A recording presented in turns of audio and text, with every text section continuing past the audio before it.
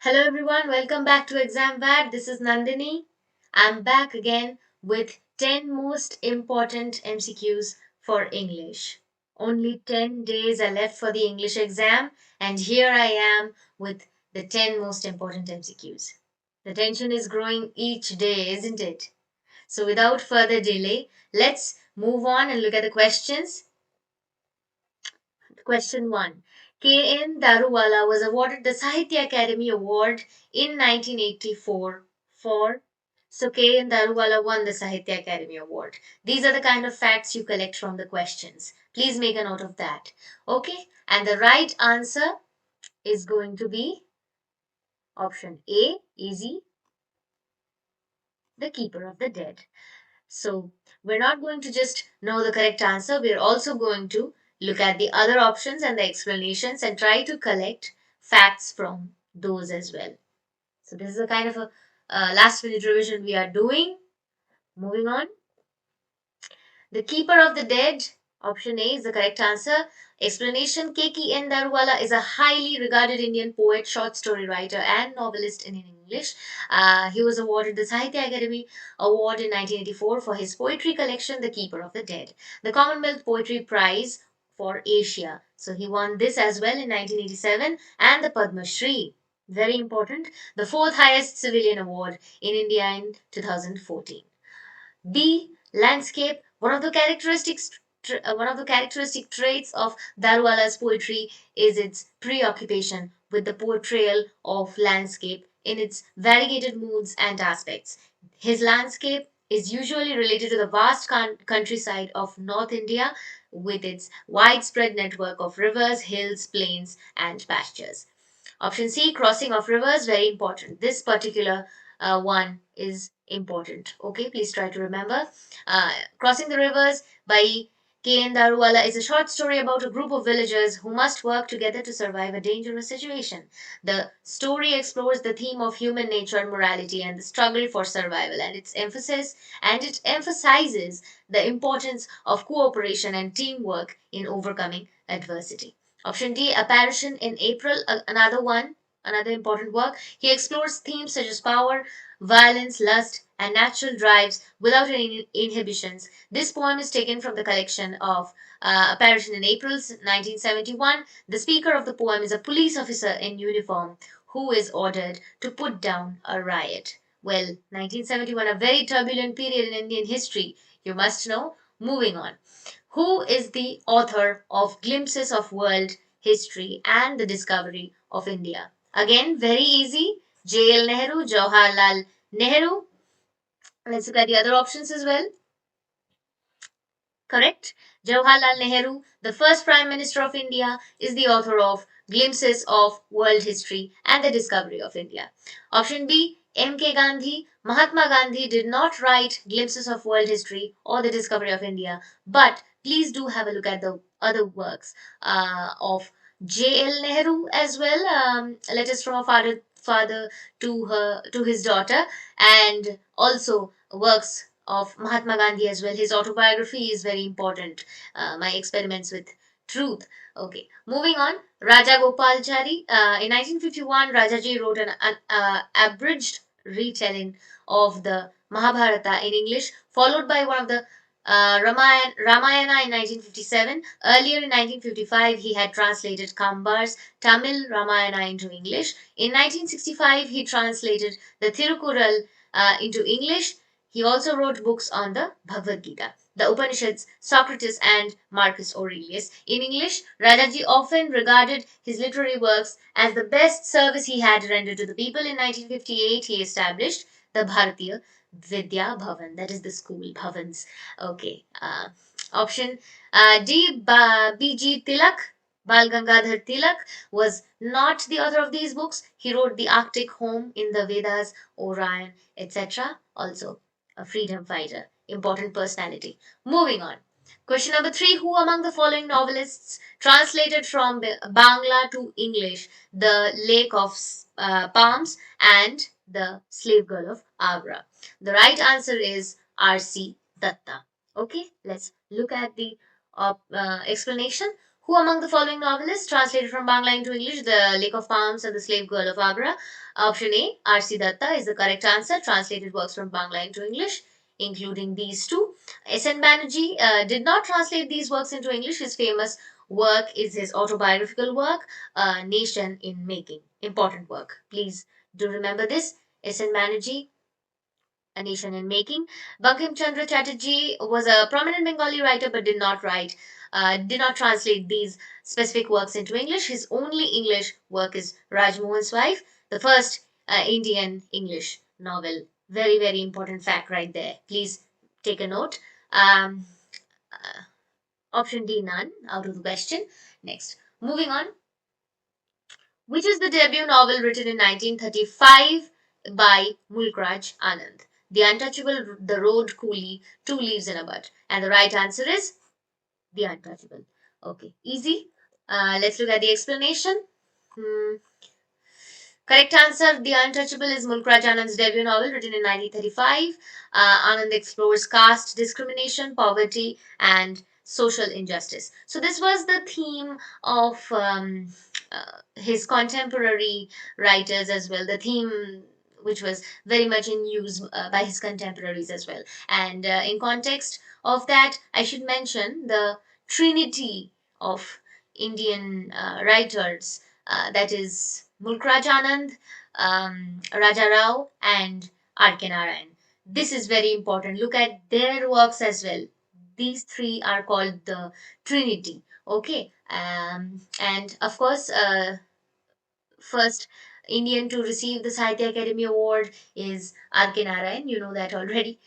Very important for his novel The Guide. Option B, The Road.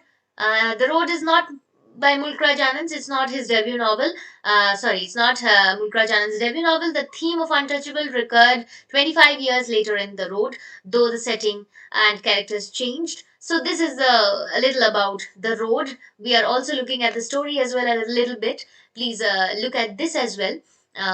Option C, Coolie. I'll provide the PDF of this one, this whole thing in the description. Have a look at that. So let's move on. Coolie, 1936 is a another well-known work by Mulkraj Anand, but not his debut novel. Coolie is a great work of Anand where he exposes the hard realities of an underprivileged society. So, very, very important work. Very much critically acclaimed and also received a lot of awards as well. Coolie. Moving on, Two Leaves and a Bud is not Mulkraj Anand's debut novel. Again, it explores the themes of exploitation and cruelty. Okay, so moving on. Question number 5. Which work is considered to be the true prologue to the Renaissance? The right answer is Thomas More's Utopia. Let's look at the other options as well. Okay. Total's Miscellany is a compilation of 16th century English poetry, but it is not typically considered a prologue to the Renaissance. It is more of a collection reflecting the literary trends of the time. More's Utopia by Sir Thomas More, published in 1516, is often regarded as a work that laid the foundation for the Renaissance. It is a political and social satire that critiques the society of More's time while presenting an idealized vision of an imaginary island, Utopia.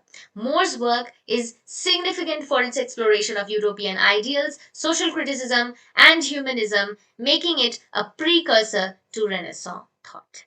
So, very, very, very important work, Utopia. If you get time, do read the work. Okay. Moving on, The Schoolmaster, Roger Ascham's The Schoolmaster is an educational treatise written in 1570, focusing on the proper teaching of Latin and the more moral education of children. While an influential work in education during the Renaissance, it is not typically considered a prologue to the Renaissance itself. Option D, none of the above is out of the question here. Moving on, the first tragedy written in English, very, very important. Right answer is Gorboduc, also known as Ferrex and Porrex. Okay, so let's look at the explanation.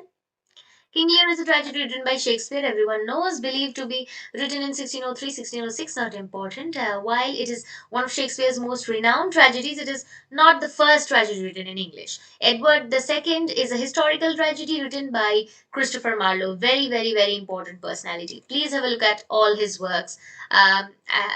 He is especially known for his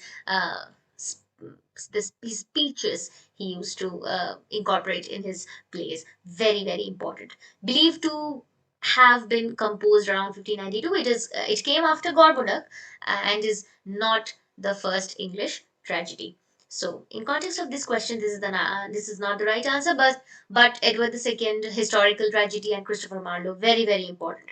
Hamlet is another famous tragedy by William Shakespeare. Well, not a tragedy, tragic comedy.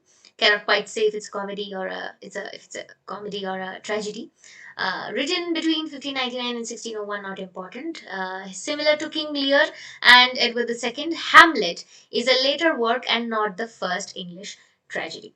Gorboduc, as mentioned earlier, is indeed considered the first English tragedy written by Thomas Norton and Thomas Sackville. Please make a note of this because written by two authors, not a single author, Thomas Norton and Thomas Sackville, both of them.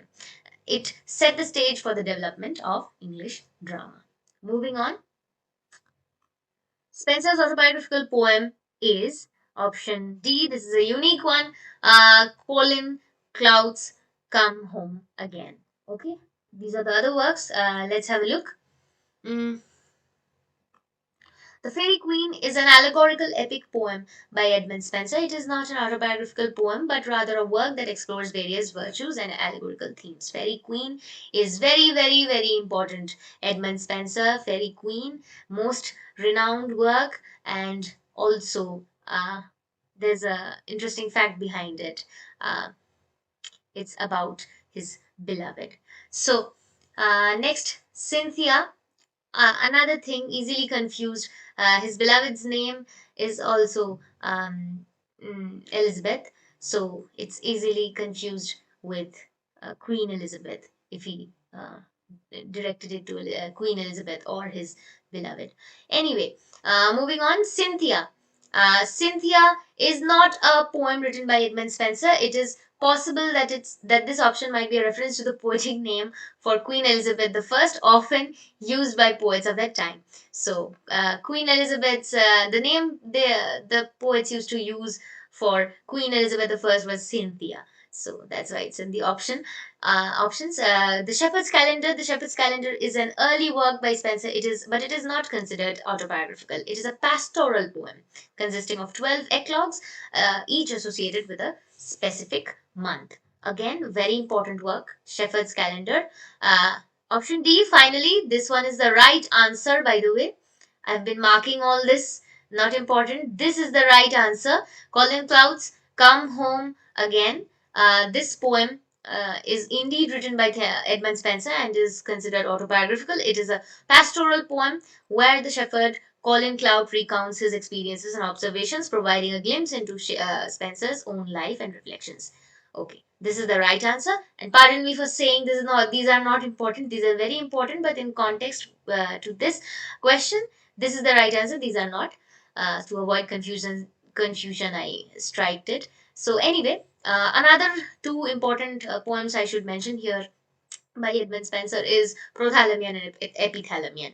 There's a very interesting fact behind it and a very popular question as well. 365 days. This is the only hint I'm going to give to you. Please find out. 365 days. What does it have to do with Edmund Spenser? Moving on. Which one of the following statements is incorrect? Okay. Structuralism argues that every piece of writing has some origin and that authors do not inhabit pre existing structures that enable them to make any particular sentence or story. Option B, in New Criticism, the role of the critique is to resolve the contradictions to find the right meaning. Option C, Marxist theory uses traditional techniques of literary analysis but subordinates aesthetic concerns to the final social and political meanings of literature. Option D, cultural critiques always look at a work as a construct of the society that created it. So, about these questions, please look at the question and read the question very carefully. People make silly mistakes here. The question which is asked here is that which of the following statements is incorrect? So, looking at these options, the incorrect one is this one. Why? Let's look at the explanation. Structuralism argues that every piece of writing, so this is what was there in the option. Um, Structuralism argues that every piece of writing has some origin, and the authors do not inhabit pre existing structures that enable them to make any particular sense or story. Well, this is not the case for structuralism. Structuralism, in fact, argues the opposite. It posits that individual elements gain meaning and significance through their relationship with larger overarching structures. Structuralism suggests that authors are influenced by existing linguistic and cultural structures when creating their works. So they are influenced by linguistic and cultural structures. It's not that they are not. The statement incorrectly characterizes structuralism by implying that it denies the influence of pre existing structures on authors, which is not the case. So that is why this statement is incorrect. Okay, so moving on. Which one of the following is true about new criticism? This is a closed system in that the relationship between the text and the meaning is autonomous. Okay, they're individualistic. B. This theory dismisses authorial intent and instead derives meaning from the text itself. This is true for new criticism as well. So both of these options are correct. So option C, both A and B. Option D is out of the question. Let's look at the explanation. This is a closed system that in that the relationship between the text and the meaning is autonomous. Yes, the statement is true. New criticism emphasizes a close reading of the text itself, independent of external factors such as authorial intent or historical context. So these things cannot influence. So the text is independent of all this. It is whatever is written inside the text. Based on that only the text should be judged. This is new criticism. The focus is on the inherent qualities of the text. See, this is what I said. This theory dismisses the authorial intent and instead derives meaning from the text itself. This statement is also true. New criticism tends to disregard the author's intentions or the historical context surrounding the work. The meaning is derived solely from the text and its intrinsic elements. So both A and B are correct. Option D is out of the question. Next, moving on. Last question. Marlowe's mighty lines first came into Elizabethan drama with Tamburlaine. Let's look at the other options as well. Okay.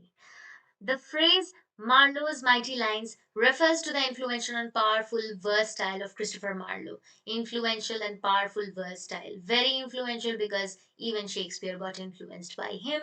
Shakespeare's predecessor was Christopher Marlowe.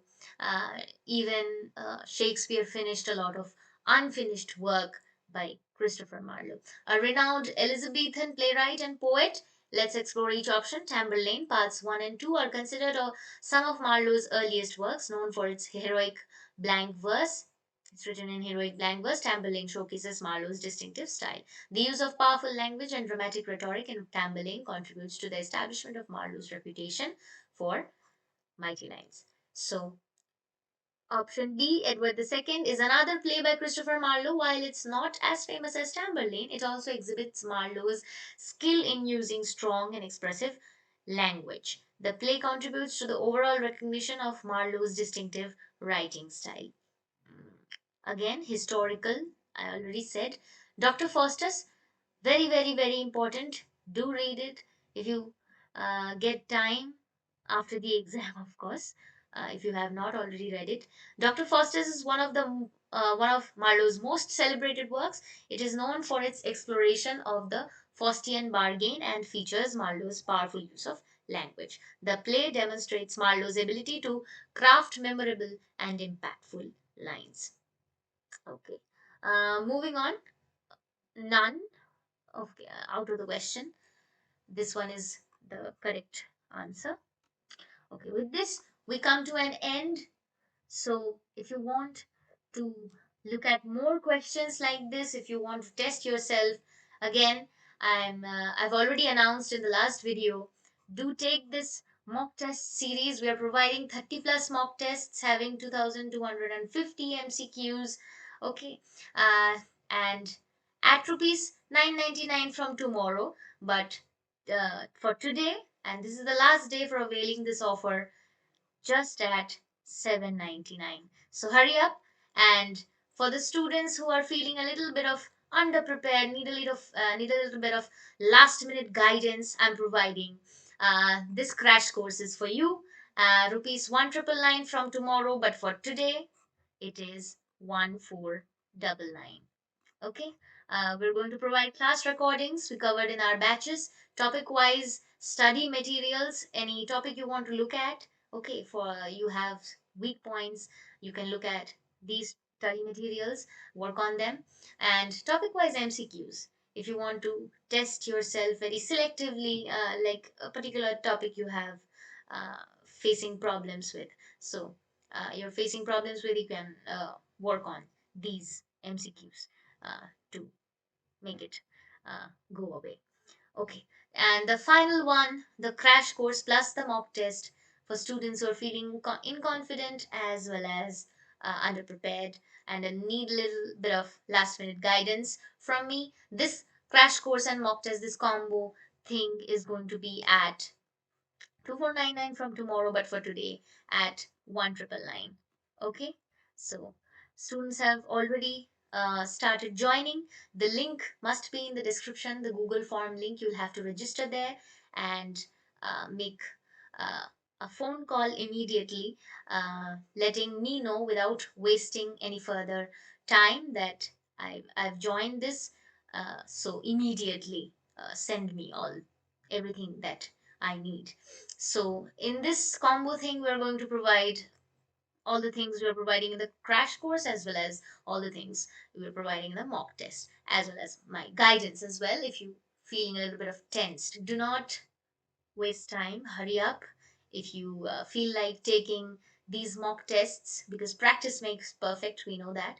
So call up, the numbers will be there in the description, and also in the registration form as well. So I'll be waiting for your call. This is where I end my video. Best of luck for your exam. Let's meet in another video with 10 more most important MCQs for CVTPG English. Thank you for watching, and join our Telegram channel for important updates. The link will be in the description. And if you like this video, if you found this video helpful, then you please share with other aspirants, help them, and like and subscribe to ExamBat. Thank you.